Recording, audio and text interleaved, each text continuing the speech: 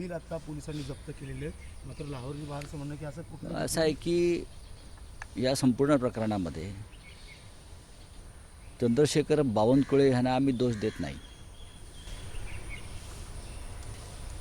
पण भारतीय जनता पक्षानं आतापर्यंत आपल्या विरोधकांच्या कुटुंबावर खास करून ज्या प्रकारचे खोटे दळभद्री घाणेरडे आरोप करून त्यांना त्रास द्यायचा प्रयत्न केला, तुरुंगात पाठव, आज तीच परिस्थिती भारतीय जनता पक्षाच्या काही नेत्यांवर आली.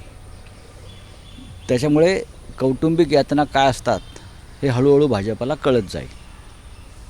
आम्ही व्यक्तिशः राजकारण आणि राजकीय बदल्याचं राजकारण कुटुंबापर्यंत पोचू नये या मताचे आहोत.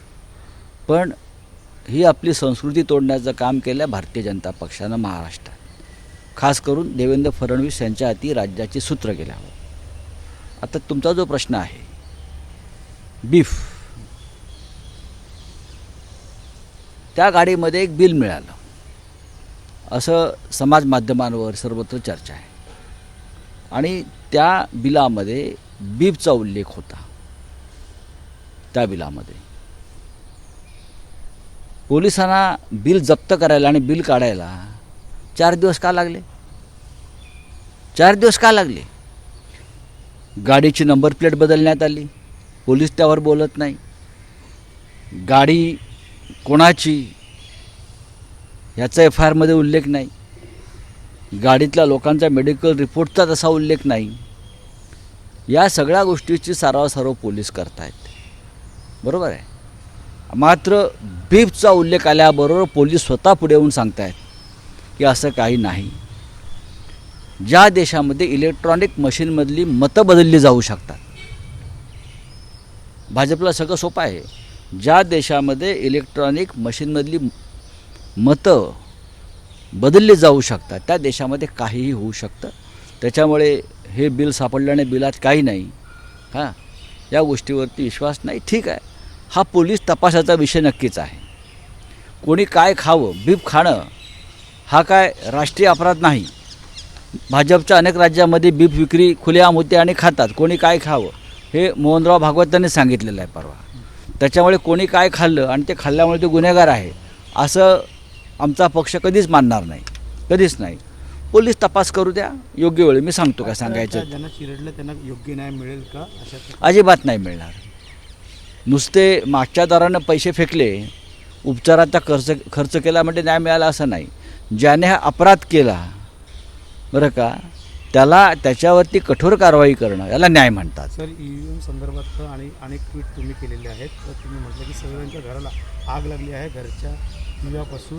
हा वाटतं की राज्यात ज्या प्रकारे घटना घडतात, कोणत्या विषयावर तुम्ही मला हा प्रश्न विचारताय? तुम्ही ट्विट केलेला आहे. विषय कोणता आहे? की EVM क्लिनिकचे संदर्भ असेल, दिल्लीचे मुख्यमंत्री केजरीवाल पंतप्रधान नरेंद्र मोदी आर्थिक बघा, चंद्रचूड हे देशाचे सरन्यायाधीश आहेत.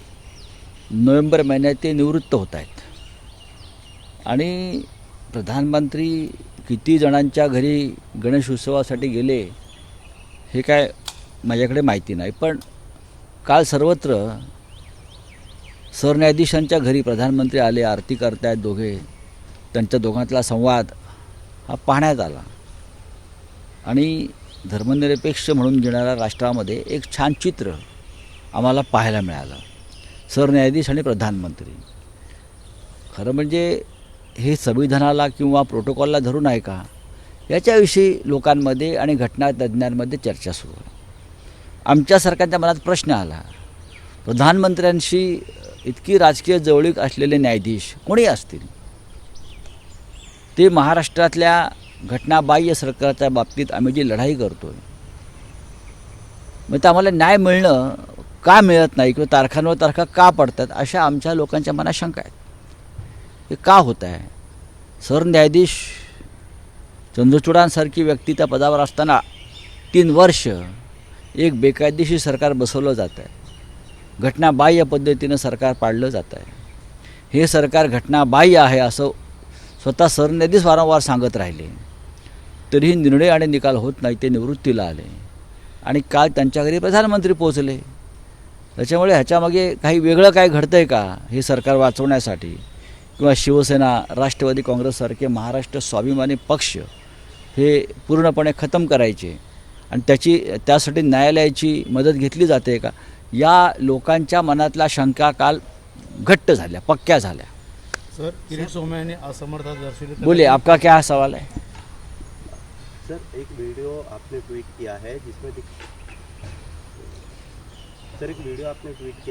दिख रहा है कि जो प्रधानमंत्री है देश के, वो जो चीफ जस्टिस है उनके घर पे भगवान की आरती करते हैं। ये तो आपने बात ऐसी है कि गणपति उत्सव है, लोग एक दूसरे के घर में जाते हैं.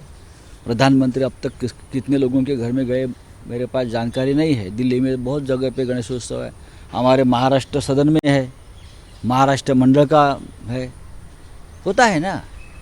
लेकिन चीफ जस्टिस साहब के पास प्रधानमंत्री जी गए और प्रधानमंत्री जी और सर हमारे चीफ जस्टिस साहब ने एक साथ मिलकर आरती भी उतारी भगवान की. हमारी शंका इतनी है कि क्या ये संविधान के रखवालदार इस प्रकार से अगर राजनीतिक नेताओं से मिलते हैं तो लोगों के मन में शंका है. हमारी जो केस है महाराष्ट्र में, जो घटना बाह्य सरकार चल रही है और उसकी सुनवाई चंद्रचूड़ साहब के सामने चल रही है, तो हमें शंका है कि हमें न्याय मिलेगा.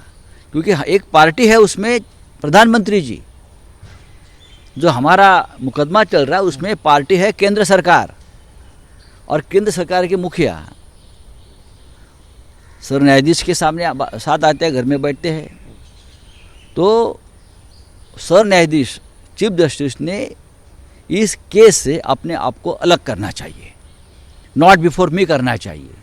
क्योंकि एक पार्टी है प्रधानमंत्री इस मुकदमे में, उनके साथ उनके रिश्ते खुलेआम दिख रहे हैं. ऐसे में क्या चंद्रचूड़ साहब हमें न्याय दे पाएंगे? 3 साल से तारीख पर तारीख हो रही है, एक गैर कानूनी सरकार चल रही है. एनसीपी और शिवसेना जैसी पार्टी को जिस तरह से तोड़ा है, हाँ, उनके सामने ये भी गलत है. हमें न्याय नहीं मिल रहा है. प्रधानमंत्री खुद महाराष्ट्र के गैर कानूनी सरकार में इंटरेस्ट ले रहे हैं बचाने के लिए, और न्याय देने का जिम्मा जिस न्यायाधीश जी के ऊपर है, उनके साथ उनका इस प्रकार का जो दोस्ताना और रिश्ता है, तो महाराष्ट्र के मन में कल एक शंका आ गई कि हमें न्याय मिलेगा. ऐसा लगता नहीं. इसलिए मुझे लगता है एक परंपरा है कि ऐसे केस में अगर कोई पार्टी होती है और वो न्यायाधीश महाराज जस्टिस का कोई रिलेशन दिखता है, तो उस मुकदमे से अपने आप को अलग कर लेती है. तो चंद्रचूड़ साहब ने, मुझे लगता है, अपने आप को इस केस से अलग करना चाहिए. सर, लोकसभा